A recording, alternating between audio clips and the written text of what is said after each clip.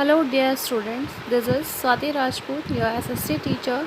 Today we will continue class 9th Geography Chapter 1 India Size and Location. So let's start. Students, हमारे previous video में हमने India के location के बारे में डिस्कस किया था कि इंडिया कौन से लैटिट्यूड और लॉन्गिट्यूड पर है। इस वीडियो में हम डिस्कस करेंगे इंडिया के साइज़ के बारे में। Okay, size. The land mass of India has an area of 3.28 million square kilometer. Students, अगर हम इंडिया के पूरा लैंड मास की बात करें जहाँ पर भूमि है, तो वो पूरा एरिया है आपका 3.28 मिलियन स्क्वायर किलोमीटर. ठीक है, अगर हम इसको लैक्स में देखें तो 32.8 लाख वर्ग kilometre. Okay, India's total area accounts for about 2.4% of the total geographical area of the world. It means student, India का जो जोग्राफिकल एरिया है वो वर्ल्ड के कंपैरिजन 2.4% है. इट मीन्स जो टोटल वर्ल्ड में लैंड मास एरिया है वो आपका 100% में से जो इंडिया का है वो 2.4% है. Okay, From figure 1.2, it is clear that India is the 7th largest country of the world. देखिए बच्चों, आपकी बुक में जो फिगर 1.2 दिया गया है पेज नंबर 2 पर, तो वो क्लियरली शो करता है कि जो इंडिया है वो आपकी वर्ल्ड की जितनी भी लार्जेस्ट कंट्री है उसमें 7th नंबर पर आता है. ठीक है, अगर इसमें हम नंबर 1 से देखेंगे तो नंबर 1 पर आपका रशिया है, दैन कनाडा है, यूएसए, चाइना, ब्राज़ील, ऑस्ट्रेलिया और last 7th largest country is India. Okay, India has a land boundary of about 15,200 kilometer, and the total length of the coastline of the mainland including Andaman and Nicobar and Lakshadweep is 7,516.6 kilometer. It means students, India की जो land boundary है ना, जहाँ पर जो ज़मीन से related जो बाउंड्री है, ठीक है, वो कितनी है? लगभग आपकी 15,200 किलोमीटर.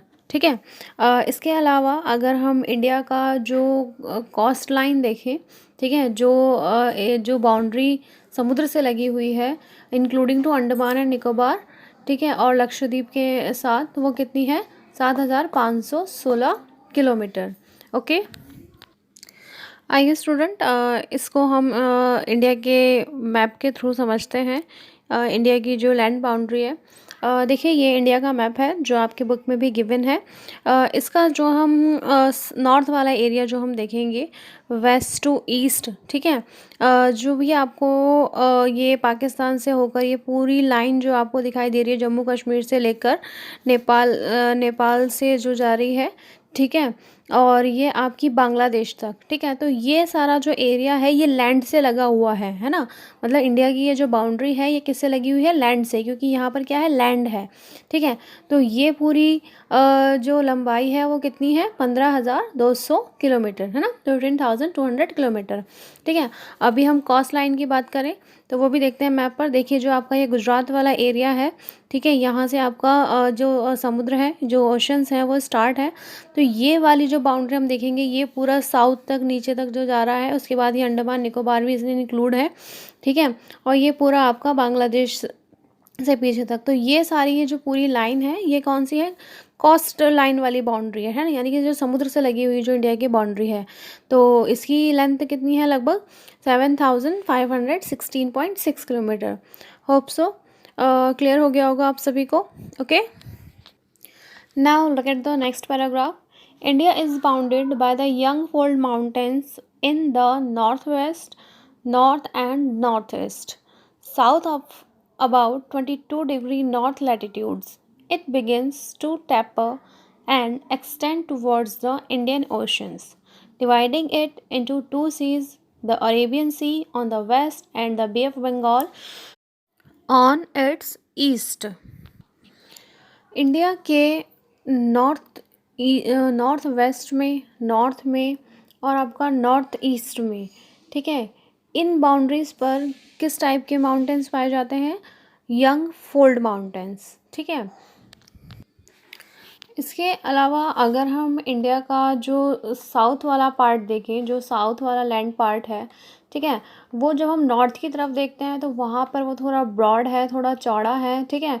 बट जब हम साउथ की तरफ आते हैं, हिंद महासागर की तरफ आते हैं, तो वो थोड़ा नैरो होता जाता है, थोड़ा संकरा होता जाता है, ठीक है। इसी के वेस्ट में आपका अरब सागर है, अरेबियन सी है, ठीक है, और ईस्ट में आपका बे ऑफ बंगाल है, ठीक है। एक बार फिर से मैप में देखते हैं कि कहाँ पर हमारे बे ऑफ बंगाल और अरेबियन सी है। देखिए, ये आपका वेस्ट वाला पार्ट है, ठीक है। अरेबियन सी यहाँ पर है आपके इंडिया के वेस्ट साइड में, ठीक है, और इंडिया के ईस्ट में देखिए हम, तो ये है आपका bay of Bengal. Okay, now look at the figure 1.3 and note that the latitudinal and longitudinal extent of the mainland is about 30 degree. Despite this fact, the east-west extent appears to be smaller than the north-south extent.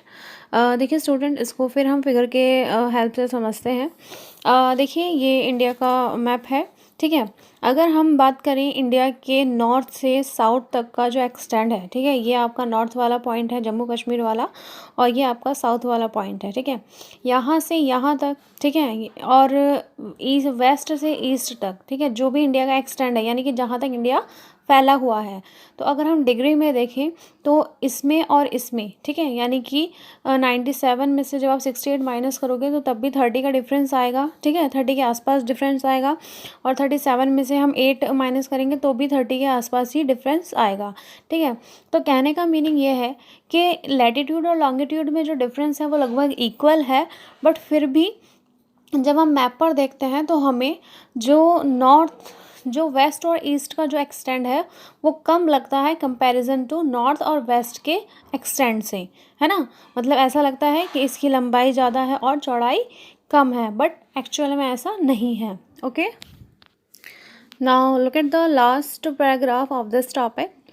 From Gujarat to Arunachal Pradesh, there is a time lag of 2 hours. Hence, time along the standard meridian of India, 82 degree 30 east, passing through Mirzapur in the Uttar Pradesh, is taken as standard time for the whole country.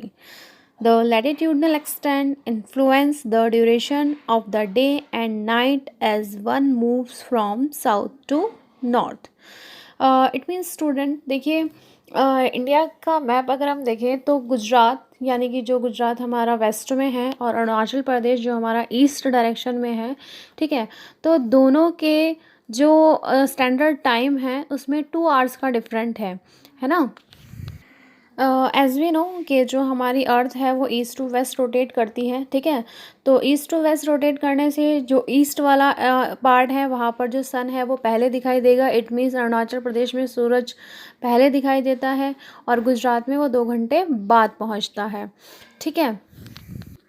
सो इसी reason से हमने जो हमारा एक जो longitude है 82 degree point 30 82 degree 30 east, ठीक है, उसको इंडिया का क्या माना है, स्टैंडर्ड मेरिडियन माना है, ठीक है। मतलब वहाँ का जो टाइम है वो पूरे इंडिया में फॉलो किया जाता है, ठीक है, जो कि कहाँ से पास होता है, जो यूपी के उत्तर प्रदेश के मिर्ज़ापुर से पास होता है, ठीक है।